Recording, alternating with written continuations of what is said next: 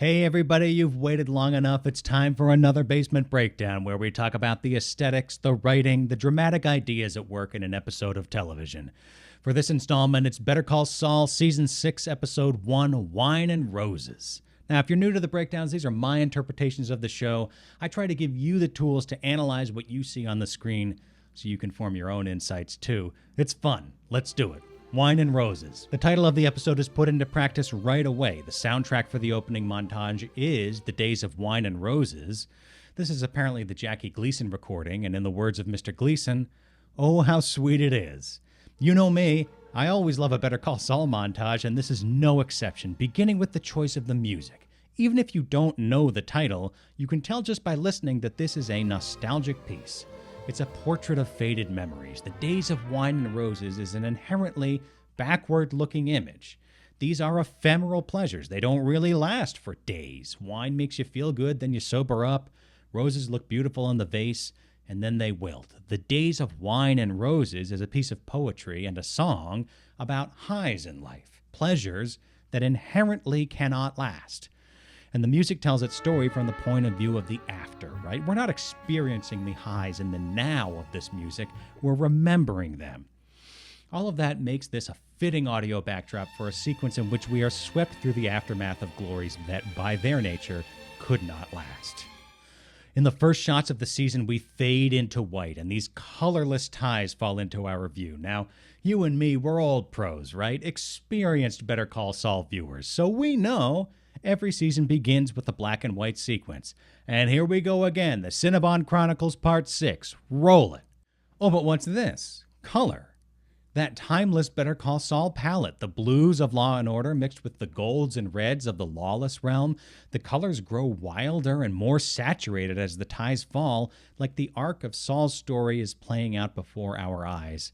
That little head fake with the 5 seconds of black and white before the color comes in says to the audience, don't be so sure you know what the rules are. You may know where the story is headed, but you don't know how we'll get there.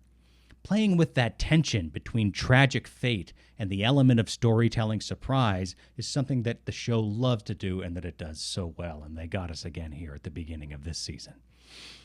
Note also the motion of the ties, falling.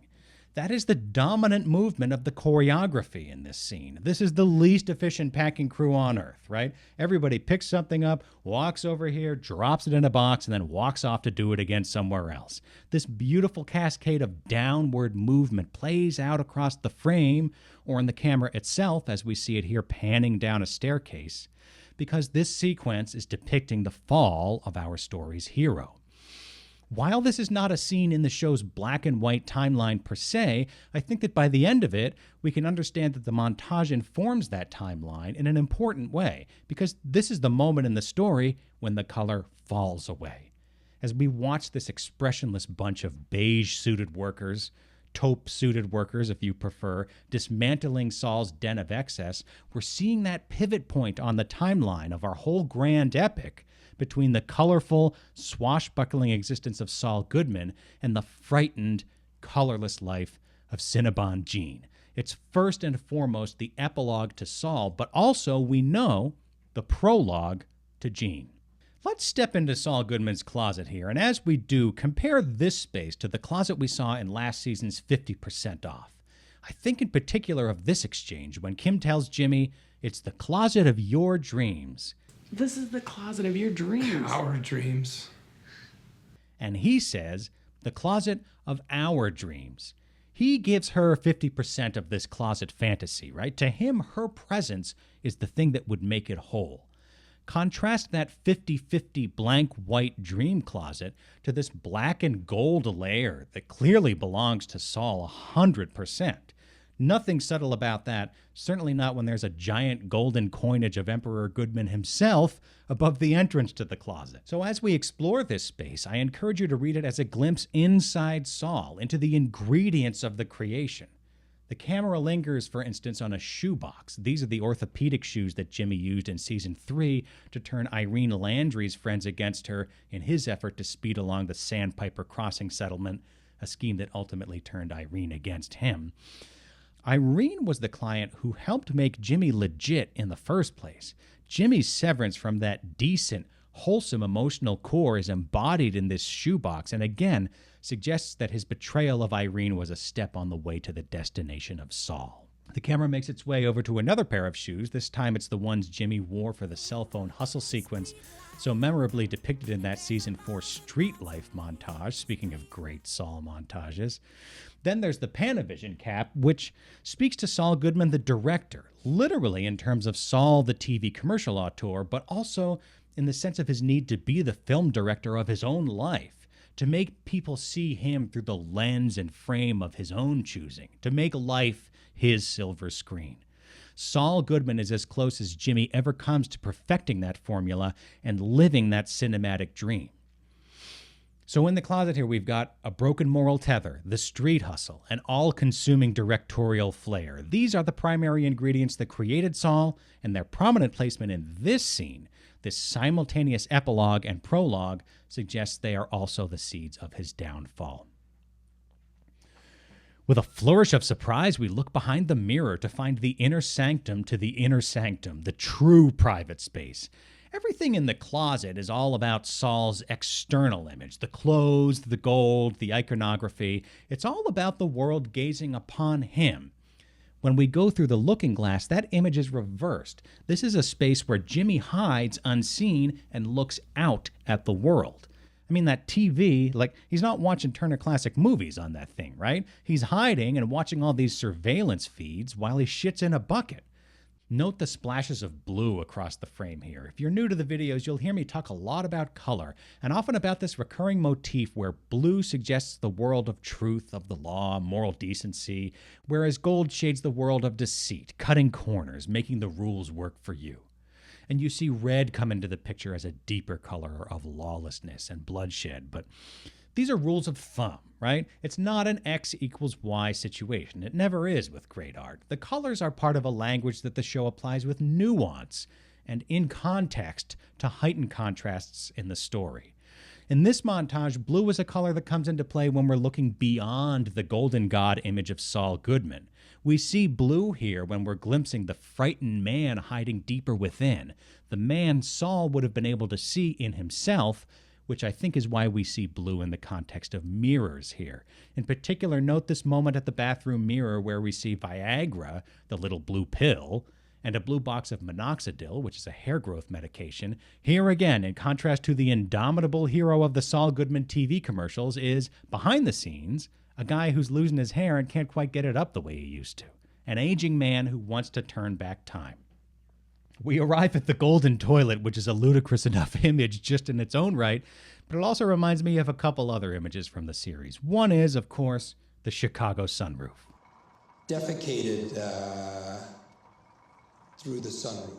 And another is Jimmy's enduring compulsion to be higher than everyone else. They're on the 35th floor. You're going to be on the 50th floor. You're going to be looking down on them. To shit on the people who think that they're better than him. This here is the golden perch from which Saul Goodman drops a Chicago sunroof on the world. Look at the painting on the wall directly opposite the toilet, the painting that Saul would have looked at while he occupied this throne. It's an 18th century work called Minerva and the Triumph of Jupiter, so we can picture Saul imagining himself as a god while he takes a crap. It's a tale of two toilets, though, isn't it? This toilet, the golden one, is the invulnerable myth. And this toilet is the flesh and blood man forced to hide from the criminal elements that he allowed to define his existence. Gold toilet, fantasy.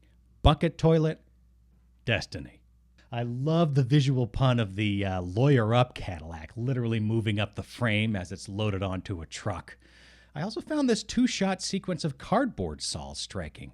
You know, I encourage you as you're thinking about any piece of art, ask why when you encounter something that strikes you. And here I asked why two shots. Either one of the shots alone would seem to convey basically the same message. But two shots makes it a sequence, and it creates a relationship between the shots. First, we have Saul rising in the frame, then descending and vanishing. It's gently framing the rise and fall story that's to come in Season 6.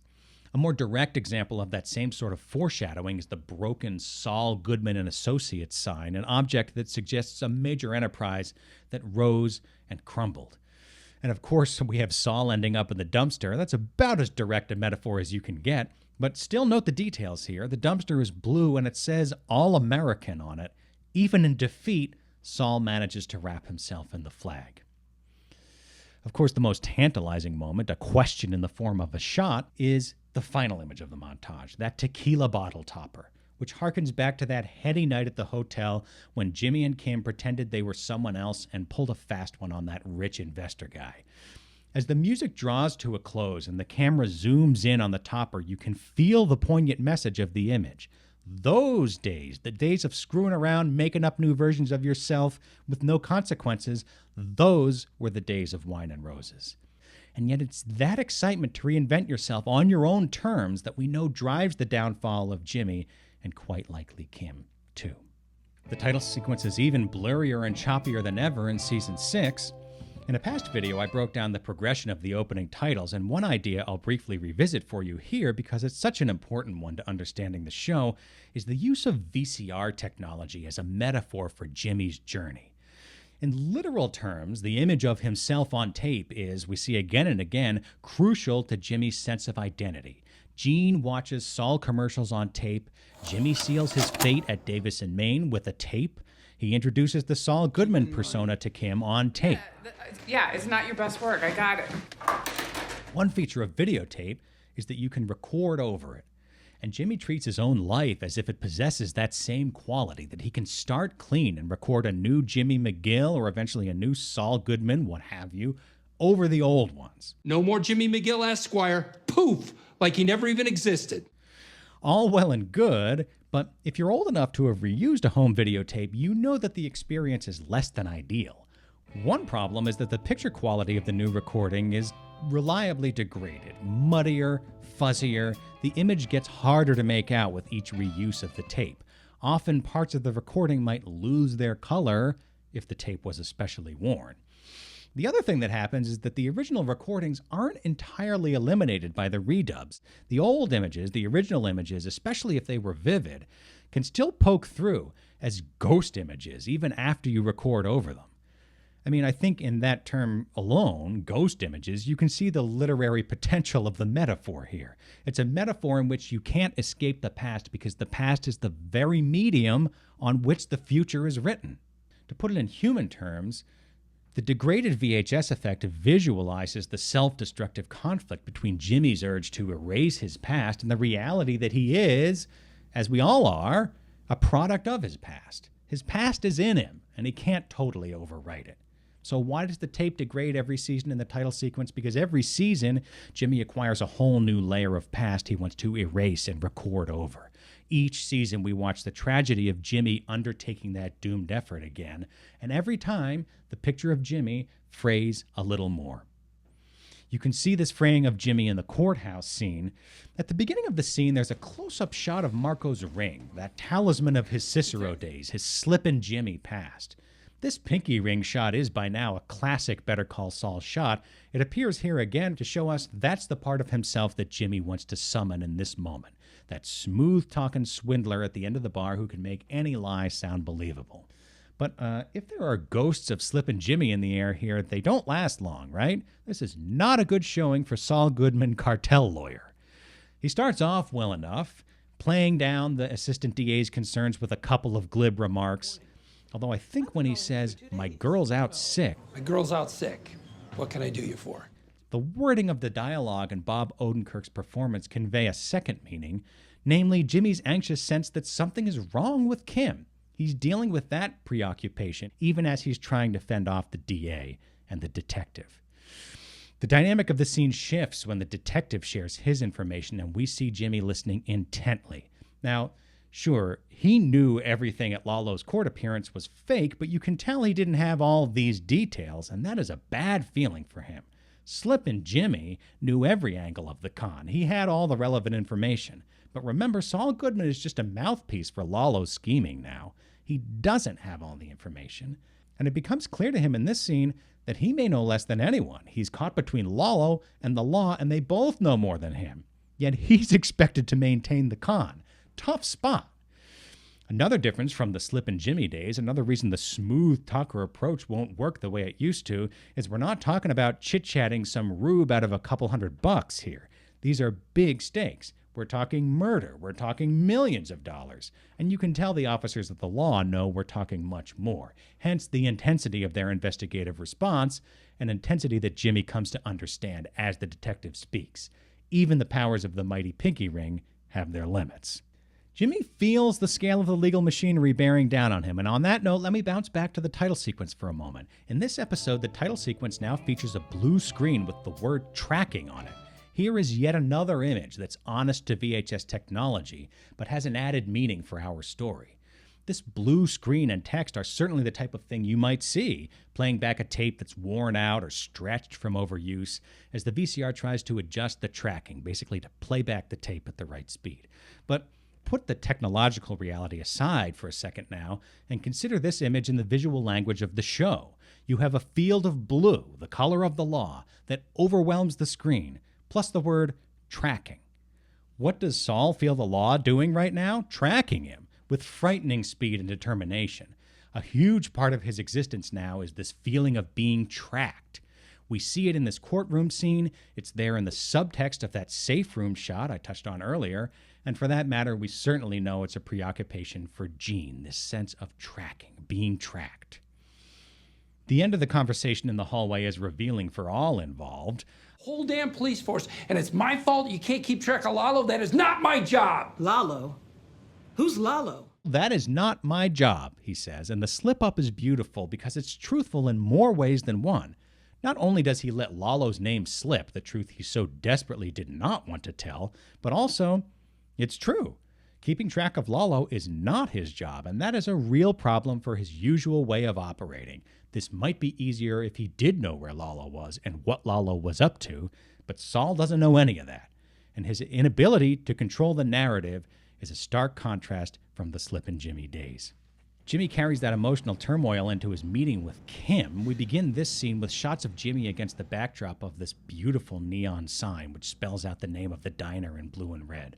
So before we analyze this scene, let's refresh our memories of another late-night dinner in the Season 4 episode Wiedersehen. Now, when you're analyzing a work and you find a parallel, now look for the contrasts. And vice versa, frankly. The parallel between these two scenes is a late-night meal framed in blue and red, and more meaningfully, both scenes feature a conversation between Jimmy and Kim about the balance they'll maintain between the blue and the red, the lawful and the lawless. In Wiedersehen, Jimmy drives the conversation. He talks about the momentum of his law firm, the clients he's picked up with his burner phone racket, and he muses about the potential of their combined powers. Our powers combined. People would pay top dollar for us. And Kim resists him. I think we should only use our powers for good. What are we considering good as of 9:06 p.m.? In Wine and Roses, Kim drives the conversation, ultimately toward the Howard Hamlin sabotage plan, and now Jimmy is the one who hesitates, who seems to be searching for some ineffable line of decency that they shouldn't cross. So, we're doing that? It's an illustration of how, in many ways, their roles in this relationship have reversed. In this scene, Kim starts out talking about her pro bono clients and sketches what I read as an archetypical story for her pro bono practice. It's about this poor kid who gets mixed up in a rich kid's joyride, and Kim really plays up the status of the other guy. Talks about the car he drives, the lawyers he was able to hire from Denver, the mile-high city. Then a rich kid's family brings in a top dollar defense from out of state, if you can believe it, Denver. The Mustang-driving rich kid is up here, her client is down here, and Kim's high-powered lawyering evens the playing field. You can watch Kim accumulating these acts of virtue almost like currency. It's not the first time we've seen Kim exhilarated from a day of good works, filled with the sense that she's doing the right thing. This is a deeply personal feeling for her. When she says that it was the best day of her life, look at the composition of the shot. She's withdrawn in the shadows. It's a moment of introspection that she's not sharing with Jimmy. It belongs to her. A moment later, after Jimmy notices her distance, you can see her put her game face back on as she leans forward into the light. Look how much a simple change of blocking changes the character of the dialogue. And Kim's question to Jimmy is, how about you driving that brown car around? Detroit calls that taupe, I believe. She practically orders the white Cadillac for him right then and there. I don't know. Definitely American made. Something showy. Cars are such a key signifier of identity and status in this fictional world that it's pretty striking. Kim is the one who decides what Saul ought to drive. This conversation starts to show us how much of the Saul Goodman myth is actually authored by Kim. How much of Saul's creation is the product of Kim working to mold a wounded and aimless Jimmy back into shape, the shape of the flashy, fast-talking con artist she needs him to be to achieve her aims. And then she's talking about real estate. And Saul Goodman has an office. Here's another reversal. Historically, it's been Jimmy taking Kim to some vacant space and asking her to share in his vision. Now, Kim wants to look at spaces, and she has the vision. A cathedral of justice. Oh, a cathedral of justice. A cathedral of justice. You can almost feel its awe-inspiring light coming through the windows and blinding everyone to the darker, seamier aspects of Kim and Jimmy's activities. Which brings us to the Howard plan. It is a familiar pattern that once Kim feels herself flush with good karma from her virtuous acts, she looks to spend it. So she pushes this scheme to embarrass Howard, force the Sandpiper deal to settle, take the money, put another spire on that Cathedral of Justice, and so on. You know, a lot of the details of this plan still need to be worked out, but tormenting Howard is definitely step one. Kim is certain of that much. Jimmy can't quite say no, even though he'd clearly like to. Did you decide on anything? Not yet. So why doesn't he? Well, what use is he to Kim if not as a schemer, if he's not Saul Goodman? Kim doesn't use the word Jimmy at all in this episode. She says Saul a lot. We should start looking for something for you. I mean, for Saul. She throws away the Jimmy mug, that totem of Jimmy McGill Esquire, the plucky lawyer who tries his darndest, throws it into the trash like she's cleaning up a broken beer bottle. Jimmy doesn't have much of an appetite for the Howard mischief at this moment, but what's he going to do? Beg off? Go back to being just regular Jimmy McGill? That road is closed off to him for a number of reasons, but most relevant to this scene is it doesn't seem like Kim has much interest in that guy. And can you blame her? I don't trust you. Why? You played me. Jimmy betrayed her again and again, lied to her again and again. Saul's treachery is at least predictable. Kim can even direct its malignant forces, or so she hopes. And Jimmy, frankly, doesn't have any better ideas for himself right now, so he plays along. He sits back and listens to her direct things. And so we end up with the latest Howard shenanigans being set into motion here at the country club. Before Jimmy heads in, how about a nice close-up of that Namaste 3 license plate? One of the most poetic pieces of automotive character building in the whole series, as far as I'm concerned. I've talked before about this plate, which almost says Namaste, exemplifying the idea that Howard is so close to achieving an inner peace, Namaste, but can't quite get there. There's this third party that gets in his way. The playful use of threes is a part of this fictional world going back to Breaking Bad, in particular this idea of a stable pair disrupted by a third party. The stable pair in the country club scenes is Howard and Cliff. The disruptor is obviously Jimmy, and the disruption is subtly effective in ways that Kim does not initially understand, right? Let's take a closer look. Although it may seem like mere background noise amid the suspense of Jimmy's locker room caper, take special note of the exchange between Howard and Cliff as they come in from the course. Anyway, on the topic of your hiring binge, Hardly a binge. what would you call it? I'd call it prudent expansion. Cliff brings up the topic of HHM's hiring binge, and Howard recasts it as prudent expansion.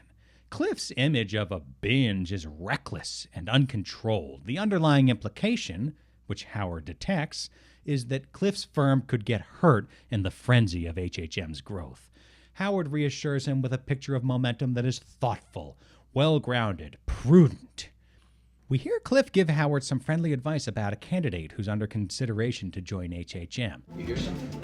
Nothing I'd care to repeat, just trust, but verify. Fair enough. Cliff tells Howard, trust but verify. Moments later, after the little baggie falls out of Howard's locker, we can almost see Cliff shift Howard into that trust but verify category himself. Because when you're worried that your colleague is doing too much, too fast, The last thing you want to see fall out of his locker is a baggie of speed. Look at the before and after transformation of Jimmy in this sequence. Before he goes in, he's squinting, uncertain, kind of listless. After, he slams into the frame, out of focus, yes, but with a discernible intensity and that triumphant smirk. The operation awakened something in him. He knows it was a success. Kim isn't sure. Maybe this was all too subtle. Maybe we were too subtle, she says, because she looks out at this scene of two men saying goodbye to each other, and it seems like nothing really happened. But Jimmy knows otherwise. Not too subtle. Perfect. He observes carefully as Cliff Main watches Howard drive off, and Jimmy sees Cliff's look of unease, that encroachment of worry, that ebbing of respect. Chuck used to look at Jimmy that way. So Jimmy understands the pain that follows for the person on the receiving end of that disappointed gaze in a way that Kim might not, which is why she's not as alert to the little crack that they've opened up between these two men. Jimmy gets it, though, on a deep level. To have Cliff Main look at Howard that way must be so delicious for Jimmy. Howard, who was Chuck's golden boy in a way Jimmy never could be, will now become the black sheep that Jimmy always was. It's perfect, and Jimmy says as much. Boy, there's nothing like messing with Howard to put a spring back in Jimmy's step. He really gets a kick out of it. Let's talk Lalo for a few minutes, starting with this coffee scene. This is a scene that is Lalo through and through. The scene is playful and suspenseful at the same time, and in that sense, it embodies Lalo, who himself is both magnetically charismatic and dangerous. This combination of charm and danger is why we love him, and it's the combination that makes the scene work. There's so much happening beneath the surface of this quiet scene. First, everything about the way our friend Mateo is introduced is delightful. ¿Qué pasa? Aquí está Don Eduardo. Don Eduardo. Note the novel blocking here. Mateo delivers his first line from off-screen. "What's wrong?" he says. Why keep him off-screen for this line? Because Mateo is reading the worry in his wife's face, and with her isolated in the shot, we're reading it too. It makes us aware that the tension is so high, Mateo doesn't need his wife to say anything to know something is amiss. The construction of the shot places us in the character's emotional reality. Lalo's first line of dialogue with Mateo begins, "Look at you." As usual, the script and the filmmaking place emphasis on Lalo's gaze. Look at you. Lalo does take a good look at Mateo, assessing this guy's face with a fresh intensity. And at the end of the scene, we'll come to understand why. But in the meantime, the show engages in a little playful misdirection. Every moment in this brief exchange serves to heighten the distance between Mateo and Lalo. Lalo calls him a mountain man, as opposed to urban and refined Lalo. Mateo says, "Oh, I'd shake your hand, but I'm a peasant who works with his hands and you're the big boss." Lalo mentions ZZ Top, and Mateo has no idea what he's talking about. He doesn't share Lalo's Americanized cultural frame of reference. It sure seems like this guy has nothing in common with Lalo, which sets up the big punchline that, in fact, he's meant to stand in for Lalo. Quedó bien, ¿no? The scene does provide some clues before the big reveal, notably Lalo's obsession with the bottom half of this guy's face, even his teeth. At first, Sylvia seems to be telling a story about, "Oh, Mateo had this terrible toothache and your dentist fixed him up." But watch it again, that's not exactly what she says. She says, Lalo's dentist worked so hard and Mateo was in considerable pain. Reading between the lines, my guess is that Lalo's dentist worked hard to give this gap-toothed mountain man a more Lalo-esque smile. And as a veteran of orthodontics myself, I hazard to guess that the process was a rather painful one. But what about this tense interlude with the scissors? Great pulpy buildup of suspense here. We see and hear the coffee grinder, another of these spinning, grinding images that the show employs to manifest the intense machinations beneath Lalo's cool exterior. Lalo acquires his weapon, and the other blade is left pointing at Sylvia. Again, this is basic, effective pulp shot making that visually leads us to question, is he going to kill her? He hovers behind Mateo in the bathroom. Is Lalo going to kill him? What is going on here? By way of explanation, let me draw your attention to a seemingly innocuous bit of dialogue when Sylvia asks Lalo if he'd like some breakfast. She says, "The eggs are fresh from this morning." Now, you don't have to be a member of the 4-H club to know that was chickens that laid those eggs. And as if to drive the point home, at this moment, what do we hear in the background sound mix? Cluck, cluck, cluck. You know how in the Star Wars movies, when Darth Vader figures in the stories, you hear that 9-note theme? Dun, dun, dun, dun, dun, dun, dun, dun, dun. The equivalent of that theme for Gus Fring on Better Call Saul is cluck, cluck, cluck. Sylvia's talking about the eggs laid by the chickens early this morning, but Lalo doesn't even really hear her, as he's so preoccupied with the mayhem unleashed by the chicken man early this morning. The chicken man is in his head, and Lalo does not know how far his influence reaches. So Lalo grabbing the scissors here is not so much about his capacity for violence as it is about his fear, showing what he doesn't know. He doesn't know who his enemies are. So he feels he has to keep Sylvia perched at the end of a blade, and Mateo too. The one informational advantage that Lalo can press right now, as he points out to Hector, is that everyone, including the chicken man, thinks he's dead. That reality informs another image that caught my attention, which is the cross we see in both these scenes, hovering in the frame at Mateo and Sylvia's house and at the back of the truck during the scene at the border. Two crosses. The last image before the human traffickers meet their end is Lalo overexposed in this cross-shaped window of light, making him into this Christ figure on the screen. One way to read the crosses is as a sort of grave marker over Lalo's head, given that the world sees him as a dead man. But I read the crosses more as a reference to a famous trick pulled by Christ himself, namely rising from the dead. Remember that great witty shot from the season 5 finale when Lalo emerges from the ground after escaping the assassins? It's a visual joke. It's as if he's rising from the dead. And now he intends to essentially do just that. How he's going to execute that trick remains to be seen. It's a key piece of the intrigue as we begin season 6. Before I finish up, let me just touch briefly on this picture of Mike that we get in the scene with his granddaughter. The show loves to trap its characters in tight visual spaces when they themselves feel trapped by the forces around them. We know Mike is very much trapped in the Fring operation, and what does he say about this structure before him? You see, you build it too high, your marble's gonna run off the track. It's not stable. That blue marble's inevitably going to fly off the track, and anyone who's seen Breaking Bad knows that Gus Fring is about to build it too high with the help of some blue meth, right? In this scene, it's almost as if Mike feels that chaos coming. When it's finished, it'll work. Okay. That's it for Wine and Roses, everybody. If you had a good time, you can say thanks by subscribing to the channel, of course. Hey, I love you guys. I'll be back soon with the breakdown for episode 2 of season 6. Thanks for watching. Bye for now.